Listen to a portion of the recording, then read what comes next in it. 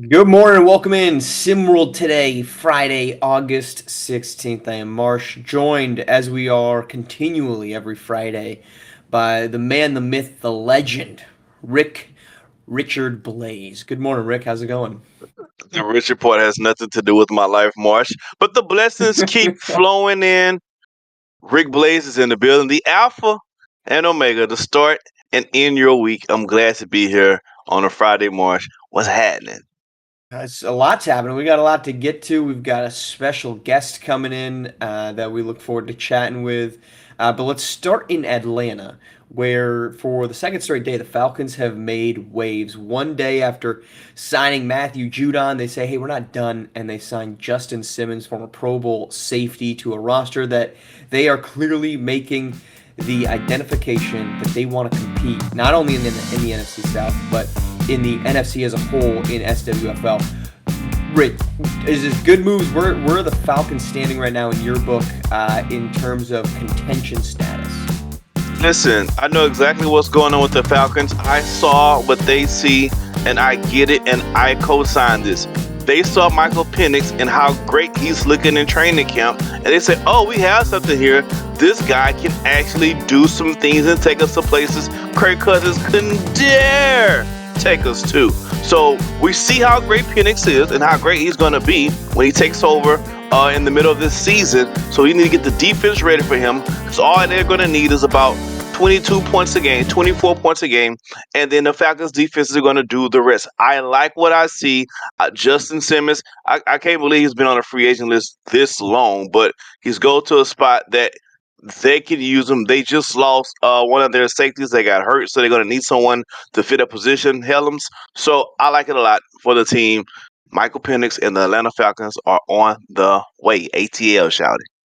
So you're already predicting that Michael Penix is going to take over for Cousins mid-season after they gave Cousins what $100 million. Yes, I don't think Cousins is going to stay healthy at Oh, all. it's the health. Okay, so it's a health. That's you're saying from a health concern. It's not Yes, a production. he already doesn't have two good legs, and he just now lost another good leg. So now he has half of a good leg playing professional football. That doesn't really equate to a long season. I'm gonna stay away from leg comments. Look, there's back-to-back days. I think that the Falcons made moves that, to me, I kind of wonder why these moves are even available. Matthew Judon for a third-round pick is a bargain. Justin Simmons, I had to look up to see am I just forgetting how old Justin Simmons is, and he's like He's not that 35 old. and on his way. He's 30 years old, and you're Yeah. getting him for why is he one available? Two, 1 year, $8 million deal. That's also a really solid addition for a team that has the cap space still in existence. I'm just surprised that other teams, let's take the Jags for example, they just signed Gibson, who's got a 6 game suspension. If you're going to go after Gibson, now it's a shorter, less money deal, but if you're going to go after and get a guy like Gibson, why are you not just turning around and saying, hey, do we have more money to get Justin Simmons, who's, guess what, going to be available for the entirety of the season in terms of suspension status? So I think these moves are great. I was not talking with JK about it yesterday. I don't see why we think this isn't the best team in the NFC South. This is a roster now on both sides of the ball that has depth, that has big Yep. time playmakers at positions that you need them. You now add a second Pro Bowl safety. You add a Pro Bowl linebacker, defensive end, edge rusher, let's call it, in Judon. And you spent the past summer figuring out your quarterback position, which for the last 2 years it wasn't the worst, but it was the most annoying quarterback situation because he had so many weapons on offense that were just completely misused. To think that the Buccaneers or the Saints, because it's definitely not the Panthers, are better than this team in the South, I think that's just absolutely foolish talk. I it I now I would say this: don't sleep on the Bucks. I But are wouldn't sleep they on the head and shoulders Buccaneers. better than the Falcons? Like, are we really believing Baker Mayfield over Kirk Cousins or Michael Penix if he has to take over? Well, I don't believe anybody over Michael Penix. So I'm going to say that right now. No. Look at that. Uh, but the Bucks is a solid. I think it's going to come down between the Bucks and the Atlanta Falcons. I like what the Falcons have done on defense. Is going to see how quick the train can get out the station for Atlanta, because they do have a lot of new pieces they're trying to put together on the offensive side of the ball. the Bucks have continuity on both sides of the ball for the last few years. Say what you want about Baker Mayfield, but he's been really solid with this system, and he has another year. They re-signed Evans, so the Bucks are not to be slept on. If the Falcons can get out the gate early, I like their chances. If not, then the Penix era starts a little bit earlier, and then it's all up from there.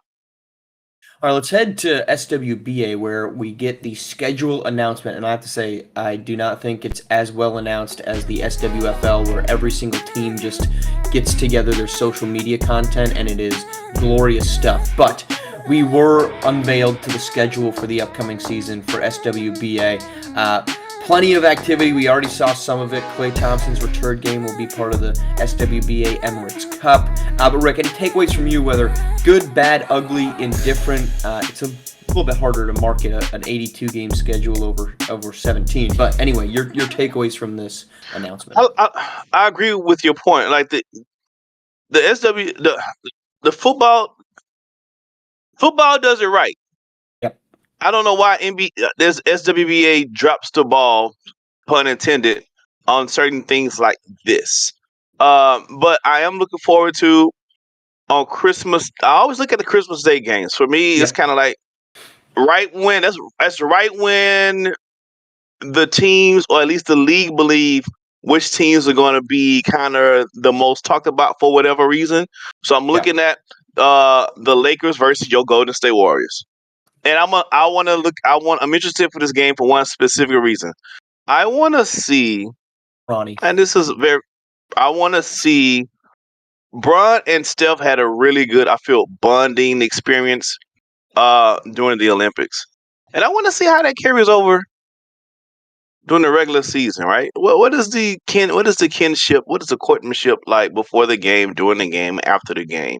I also want to see my man Edwards against Dallas Mavericks as well. So those two games is what Minnesota versus Dallas, and then Golden State versus the Lakers are the two games I want to see on Christmas Day. Sign me. So I have an opinion of Christmas Day games, and it's about as predictable as it gets. And look, Lakers Warriors, that's going to bring numbers. It's going to bring viewership numbers. But we get Lakers Warriors like every other season on Christmas Day. We always get a Sixers Celtics matchup. It's either Sixers and Celtics, or it's Sixers and Knicks, or it's Knicks and Celtics every single year on Christmas Day.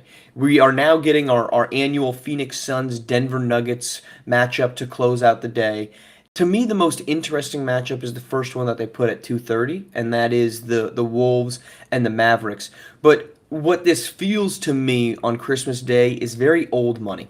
Okay? It's very old money. It is, oh, well, we know these are the legacy programs, and we're going to shove them down your throat again on Christmas Day. This is the future of the league game on Christmas Day. Slap this one at 8 p.m. Wolves Thunder. Watch Shea go up against Anthony Edwards. Where's a Thunder Spurs matchup with Wemby versus Chet, the future of the big men in the league? No, what we're getting is two geriatric teams in the Lakers and the Warriors. And this is, a Steph apologist. I love the guy. But I don't really need to see him play LeBron James for a seventh straight season to both start the season and on Christmas Day. Put him up against the Spurs, the Timberwolves, a team of the future, not a team of the past. The Lakers are going to be struggling to be at 500. LeBron James signed his extension, so he's going to be in Los Angeles, but people are going to be talking about should he be leaving Los Angeles by the time Christmas rolls around. I don't want to see these matchups yet again. Give me new stuff. Give me the new money. Let me see the future of the league, not the past, because that's what they love to do for us here on Christmas Day. Give us an Orlando Magic primetime matchup against Boston, right? What is Orlando? They were sneaky against Cleveland. Are they a team that we could be looking out for? Because by Christmas, that's when everyone starts locking in, and you get to start setting your stage for the future. If the Suns can't stay healthy or torn apart, by Christmas Day, this could be a shell of this group. Yeah, I just think this really just boils down to the SWBA not willing to bet the house on none of these young bloods right now. I think, to your point, they're saying we don't know which one of these young guys can carry the torch for us. We have Anthony Edwards on there prime time, and we got the Spurs are playing, Wembanyama is playing that game, the Knicks So we're Oh, trying they to are playing. figure Okay, it out. We're trying to figure you're it right. out, but we can't bet the house on a lot of these young guys yet because we don't know what they got. We don't know what they can do. We got John Morant. We don't even know if he's gonna bring guns to the stadium. So we don't know if he's gonna be there. So I can't really count. I can't count on him. I can't count on him. Again, Spurs Knicks. What intrigue is that? Those teams are going to play each other because neither are making the finals. It's bad. Give me new teams. Last thing, and then we got to move on. The league sits here and says, why don't people care about the not old superstar players? Because you don't show them to us. You give us Mm. all these reruns of LeBron, Steph, and KD out there, and you don't show us Zion, John Morant. We get Ant, even LaMelo Ball. I mean, is he the future? No, but at least he's entertaining. All right, let's head on. Yesterday's afternoon matchup of basketball without borders, which, by the way, continues this weekend, was in Africa. It wasn't even in Africa. Featured African players. Any takeaways, Rick, from the third straight day of basketball without borders in Chicago? This time, the Africa edition. There's a lot of untapped talent out there in the motherland. There's a lot of athletes, a lot of dogs out there in the motherland. I saw some dog play from a few guys out there from the motherland. And so I think that you're going to see the influx of those talents throughout SimWorld Prep and also throughout SWU as well, as these guys going to start finding homes, because you can see the untapped talent that these players have that was on display on yesterday. I thought Edward Blama looked really good. Yep. I thought he looked comfortable on the floor. I think he's probably, if you're looking ahead to the future of who could be a big piece of this Africa to SWU or SimWorld U pipeline, I think Blama's probably the poster child of that. I thought he looked poised. I thought he looked comfortable. He looked like a player that very seriously knows what his role is and what his capabilities are. He wasn't walking out there trying to prove himself to somebody else. I think we see a lot of that during these off-season pickup games that are still, full games, not just like first to 21. It's a lot of guys trying to prove that there's something more. Not that they're not capable of that, but just that they feel they need to extend that and make sure everybody else knows. Edward Boama played like a player that says, I know who I am, and I know you know that I know who I am. And I'm not going to come out here and try to be something that I'm not. And I thought he did an exceptional job of that yesterday. As I said, this continues here this weekend. We've got, I think, 3 of them as I confirm the schedule. Yeah, 3, 11, 1, and 3 p.m. Latin America, Canada, and Europe in that order on Saturday on SWBA TV, SWBA TV. So we'll keep an eye locked. And we'll probably do some quick recaps of that on Monday. All right, last little piece, what we are excited to do. Did you just Best make part of the SWBA? show Did here. you just make SWBA up? We made SWBA up on Tuesday when we were SWBA. calling SWBA. I guess the Africa, no, Australia game. Yeah, SWBA. It SWBA just TV. Okay. rolls. Okay. SWBA rolls. Let's It's bring kind of back freaky, but I can get with it. SWBA. You're like, oh, SWBA, what's up? Okay, don't know what that was. Let's head on in. Let's bring in Suno Chapa, Oklahoma's own, the face of the Sooner program as we get ready to roll out here for Season 3 of SimWorld U. Good morning, Suno. How are you doing? Man, I'm doing great, man. Especially with being around y'all too, Marsh and Rick, man. This is amazing, man. I'm glad to be here. Well, we appreciate you taking the time. I know it's pretty early out in Oklahoma, so thank you for taking that in.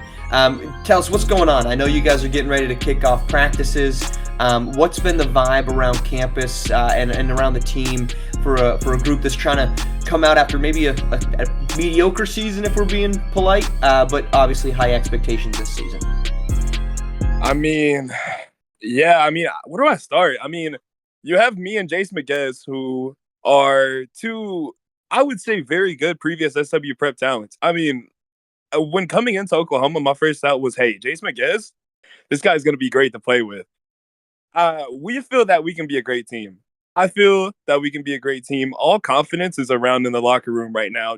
It's just, even if you say that last season was mediocre, we know that that's better than being horrible. As long as you take every single thing that you have and you make sure that you're building off of what you have and what you can get, we know that this season can be great for us, especially in terms of, oh, there's no hype around us. We're the underdogs right now. Let's make something happen. Yeah. So no, I think it's clear that Oklahoma signed you to be their future star there on campus. How has the treatment been since you've been on campus as the new big man on campus with Jason McGuess? And what are the expectations that you set for yourself for this season as it relates to the Sooners? Man, Rick, I'm gonna take something out of your book. The treatment from the women on camp. No, let me stop myself Come there. on, But come talk to me, Suno. I mean, Big everything is man on great. campus, baby. That's what I'm talking about. Everything is great. I mean, knowing that I'm able to come in and have full confidence from the coaching staff and everyone that, kind of put their trust in me to come in here and be a big part of this program. I mean, everything feels great. Understanding that they're looking towards making me a focus on the team is something that I was really appreciative of when I got here, because it was just like, wow, I mean, this is everything that I've worked for. This is what I got into the, SimWorld prep for. You know, being that guy for Oklahoma, the place that I've grown up in, this is where I want to be, and this is what I have to do. Suno, the new rule, obviously, you're well aware of since you're being impacted by it, but 2 seasons in SimWorld U. First, how do you feel about that? And then to that point, are there things that you think that's going to benefit for you, like anything that you're trying to work on and maybe say, hey, this is, I don't want to say deficiency in a bad way, but just this is an area of my game I think I can improve on, and maybe 2 years in SimWorld U will help me get that ready for SWBA a little bit smoother? I mean, absolutely. Why would I complain about being able to play the game that I love for even longer if things were to go wrong, And at the same time, I can also know that I have my education for me as well for the longer that I play. But outside of those points, it's also the fact that I know that, hey, I really do need to develop this part of my game. And right now, that part of my game is shooting, especially from the perimeter. I mean, if you look at the stat sheet from, you know, this season, my first season of SW prep with Golf, I couldn't consistently shoot from the perimeter. I mean, it was pretty obvious. I can get it done playmaking. I can be that assist guy. I can slash. I mean, like, not to, be overly cocky or anything like that, but, just, I feel like I have a very versatile skill set. But then when teams look at me, they're not like, oh, we need to close out Suno from the three. They can play back on me all they want. My percentages are bad. I accept that. So for me, knowing that I have to have those 2 years where I can develop my shot, I definitely am going to take that very, I'm not going to take that lightly. I'm going to take that heavily because I need to develop that shot if I want to be able to have a long career in the SWBA, because that's the direction we're going towards. You look at guys like Victor. That guy's like what, seven? I don't know, like 7'2", shooting the three ball. I mean, if a center's doing it, I've got to be able to do it. So, yeah. I love that. I love that energy. I love the transparency you have about your game. I think it's one of the flaws of many players. They don't know what they need to improve in. Let me ask you something. Soon I have to get into you. I have to give it to you. You've played in several different states, from Louisiana to Cali to Oklahoma now. Let me know who has the best food and why. Out of those three, who has the best food? Man, that's ooh.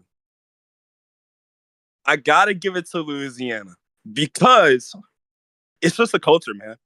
If you go down to California, it it's spaced out. California is big. They have a lot of cultures, and it's all like, it's all right if you and it's really good if you find a good spot. But if you're in Louisiana, man, that culture is everywhere and it's big to them.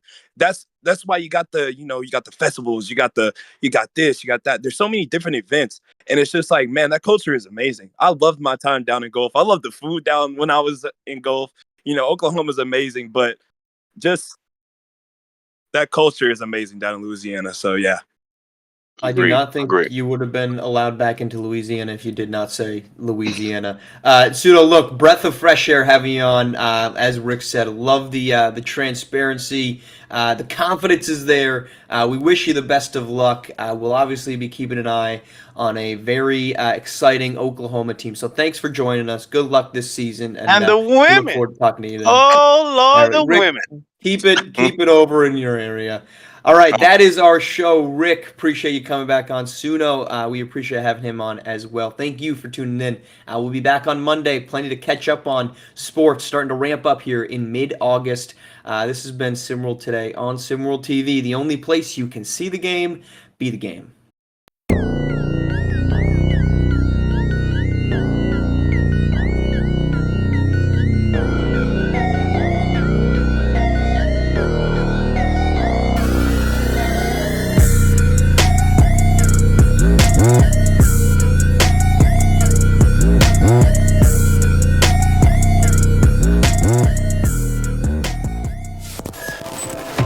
This has been a presentation of SimWorld